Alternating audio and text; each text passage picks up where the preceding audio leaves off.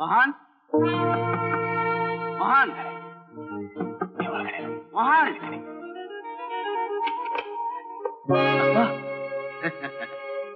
ಹೌದು ಕಣ, ನಾನೇ ನಿಮ್ಮಪ್ಪ, ನಿನ್ ಸ್ವಂತ ಅಪ್ಪ. ಇನ್ನೂ ಬದುಕಿದ್ದೀನಿ, ಸತ್ ಹೋಗಿಲ್ಲ. ಯಾಕಪ್ಪ ಆ ಥರ ಎಲ್ಲ ಮಾತಾಡ್ತಿದ್ದೀರಾ? ಅದಿರ್ಲಿ, ಈ ಕಾಗದ ನೀನ್ ತಾನೇ ಬರ್ದಿರೋದು? ಹೌದಪ್ಪ. ಅಂದ್ರೆ ಇದರಲ್ಲಿ ಬರ್ತಿರೋದೆಲ್ಲ ನಿಜ?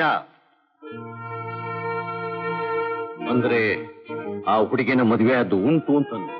ಹೌದಪ್ಪ. ಯಾಕೋ ಯಾಕೋ ಅಂತ ಕೆಲಸ ಮಾಡಿದೆ? ಅದು ಅಪ್ಪ ಪರಿಸ್ಥಿತಿ ಆಗ ಬಂದು. ಪರಿಸ್ಥಿತಿ? ದೊಡ್ಡ ಪರಿಸ್ಥಿತಿ.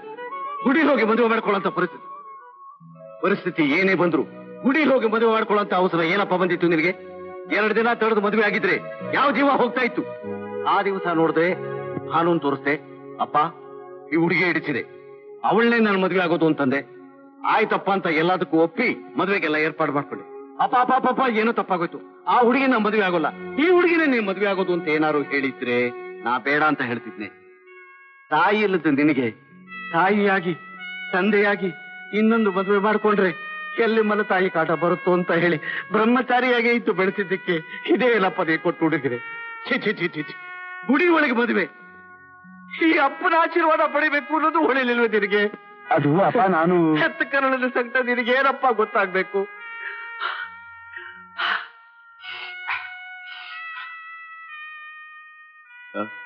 ಇಲ್ಲ, ಅವಳು ಕರಿ, ಅವಳನ್ನ ನೋಡ್ಬೇಕು. ಅಪ್ಪ. ಹೌದು ಕಣ. ಗಂಗಾ, ಗಂಗಾ. ಆಹಾ, ಇವಳ ಹೆಸರು ಗಂಗಾನ? ಪವಿತ್ರವಾದ ಹೆಸರು. ಬಾಮ್ಮ ಬಾಮ್ಮ. ನಮಸ್ಕಾರ ಮಾವಯ್ಯ. ಮಾವಯ್ಯ? ಆಹಾ, ಈ ಶಬ್ದ ಕೇಳಕ್ಕೋಸ್ಕರವಾಗಿ ಅಮ್ಮ ಇಷ್ಟು ವರ್ಷಗಳಿಂದ ಕಾದಿರೋದು. ಲಕ್ಷಣವಾಗಿದ್ದಾಳೆ, ಪುಟ್ಟಾಳ. ಇಂಥ ಲಕ್ಷ್ಮಣ ಮದುವೆ ಆಗ್ಬೇಕು ಅಂತ ಹೇಳಿದ್ರೆ ನಾನು ಬೇಡ ಅಂತ ಹೇಳ್ತಿದ್ದೆ. ಬಾಮ್ಮ ಬಾಮ್ಮ, ಕೂತ್ಕೋ ಬಾಮ್ಮ, ಬರ ಕೂತ್ಕೋ ಬರ.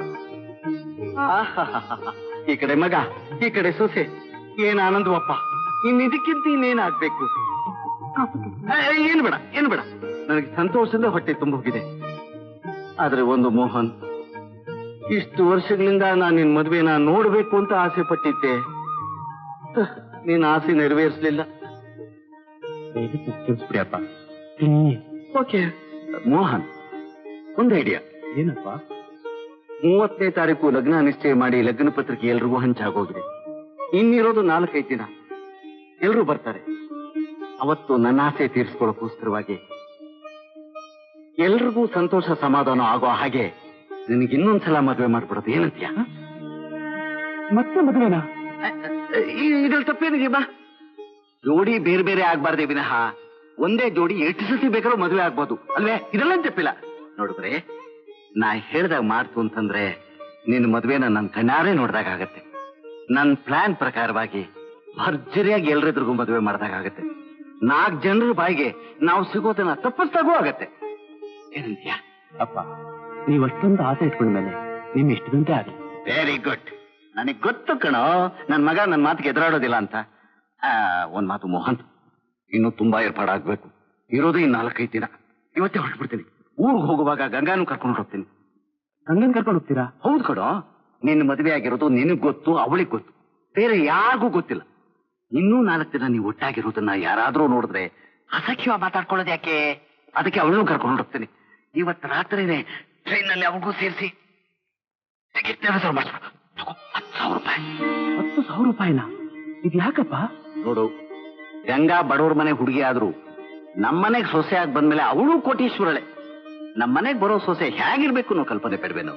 ಮೈ ತುಂಬಾ ಒಡವೆ ಹಾಕೊಂಡು ಸಾಕ್ಷಾತ್ ಧನಲಕ್ಷ್ಮಿ ಆಗಿರ್ಬೇಕು. ಕೊಟ್ಟಿರೋ ದುಡ್ಡಿನಲ್ಲಿ ಹೈ ಕ್ಲಾಸ್ ವಜ್ರದೋಲೆ ಸರ ತಪ್ಪು. ನೀನು ಬ್ಯೂಟಿಫುಲ್ ಸೂಟ್ ಹೊಲಿಸ್ಕೋ. ಆಮೇಲೆ 2 ದಿವಸ ಮುಂಚೆನೆ ಬಂದ್ಬಿಡಯ್ಯ. Product ready ಆಗಮ್ಮ. ಅಪ್ಪ, ಈ ವಿಷಯನೆಲ್ಲ ಭಾನುಗೆ ಏನು ಯೋಚನೆ ಮಾಡ್ಬೇಡ, ಎಲ್ಲ ನನಗ್ ಬಿಡು. ಉಳಿದಿದ್ದು ನಾನು ನೋಡ್ಕೋತೀನಿ. ಕಳ್ಳೆಪುರಿ ತಂದಿದ್ದೀನಿ, ತಗೋ.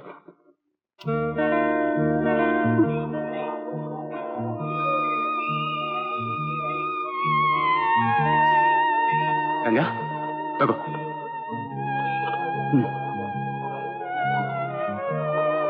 ಯಾಕಂಗ ಒಂಥರ ಇದೆಯಲ್ಲ? ಏನಂದ್ರೆ ನಂಗೆ ಯಾಕೋ ಭಯ ಆಗ್ತಾ ಇದೆ.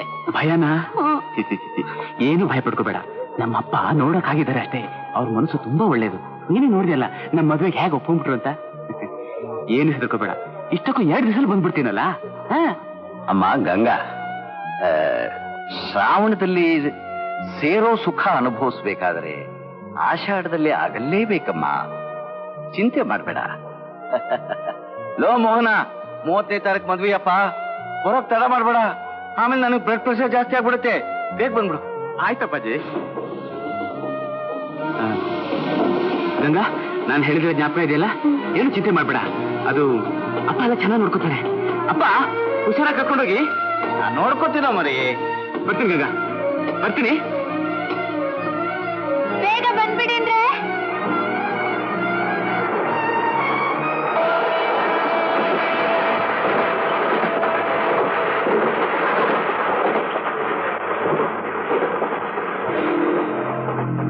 ಏ ಗಂಗಾ, ತಗೋ.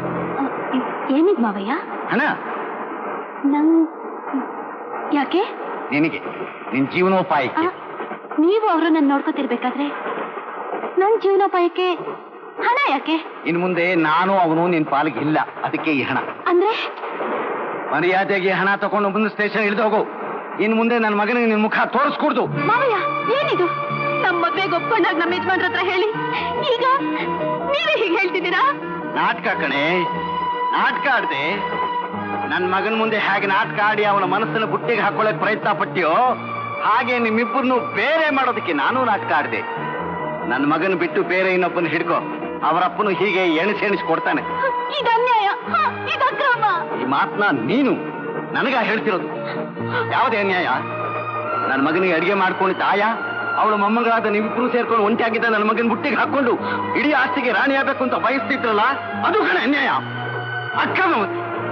ವರ್ಷ ಮುಂದೆ ಡಾಕ್ಟರ್ ಪರೀಕ್ಷೆ ಪಾಸ್ ಆದವನು ಮದುವೆಯಾಗಿ ಅವನ್ನ ಹಾಳು ಮಾಡ್ಬೇಕು ಅಂತಿದೆಯಲ್ಲ, ಅದು ಕಣ ಅಕ್ರಮ.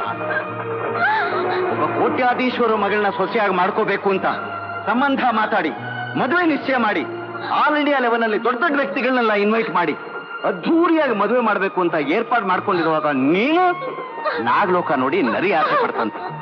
ಅಂತಸ್ತಿಲ್ಲ, ಅರ್ಹತೆ ಇಲ್ಲ, ಆದ್ರೂ ನನ್ನ ಮಗನ್ನ ನಾಶ ಮಾಡ್ಬೇಕು ಅಂತ ಹೊಂಚಾಗ್ತಿದೆಯಲ್ಲ. ನಾನು ಯಾವ ಸುಖಕ್ಕೂ ಆಸೆ ಪಡೋಳಲ್ಲ.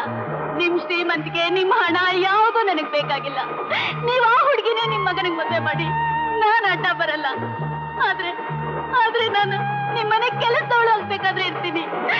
ಯಾವುದೋ ಒಂದು ಮೂಲೆಯಲ್ಲಿ ಅವ್ರ ಮುಖ ನೋಡ್ತಾ ನನ್ನ ಜೀವನ ಕಳೆಯೋಕೆ ಅವಕಾಶ ಮಾಡ್ಕೊಡಿ, ನನಗಷ್ಟೇ ಸಾಕು. ನಿಮ್ದು ಅಮ್ಮಯ್ಯ, ನಾನು ಹೋಗುತ್ತ ಮಾತ್ರ ಹೇಳ್ಬೇಡಿ. ಹಾಗಾಗೋದಿಲ್ಲ. ಇನ್ನು ಮುಂದೆ ನನ್ನ ಮಗನ ಗಂಡೆಂದ್ರಿಗೂ ಇರ್ಕೂಡ್ದು. ಅವನ ಮನಸ್ಸಲ್ಲಾಗ್ಲಿ ನಮ್ಮ ಮನೇಲಾಗ್ಲಿ ನಿನಗೆ ಸ್ಥಾನ ಇಲ್ಲ ಅಂತ ಇನ್ನೊಂದ್ಸಲ ಸ್ಪಷ್ಟವಾಗಿ ಹೇಳ್ತಾ ಇದ್ದೀನಿ. ಮರ್ಯಾದೆಯಾಗಿ ನಾ ಹೇಳ್ದಾಗೆ ಮುಂದೆ ಸ್ಟೇಷನ್ ಹಿಡಿದು ಹೊರಟಾಗ್ತೀನಿ. ಬೇಡ, ನಿಮ್ ಕಾಲ್ ಹಿಡಿದು ಕೇಳ್ಕೊತೀನಿ. ಒಂದೇ ಒಂದ್ಸತಿ ಅವ್ರನ್ನ ನೋಡಕ್ ಅವಕಾಶ ಮಾಡ್ಕೊಡಿ. ಅವ್ರು ನನ್ನ ಹೋಗು ಅಂತ ಹೇಳಿದ್ರೆ ಯಾವ ಮಾತಾಡ್ದೆ ಹೊರಟೋಗ್ತೀನಿ. ಅವನೇನೆ ಹೇಳೋದು? ಅವರಪ್ಪ ನಾನು ಹೇಳ್ತಾ ಇದ್ದೀನಿ, ಹೊರಟೋಗ್ತಿರು. ಹೋಗೋದಿಲ್ಲ. ಹೋಗೋದಿಲ್ಲ? ಖಂಡಿತ.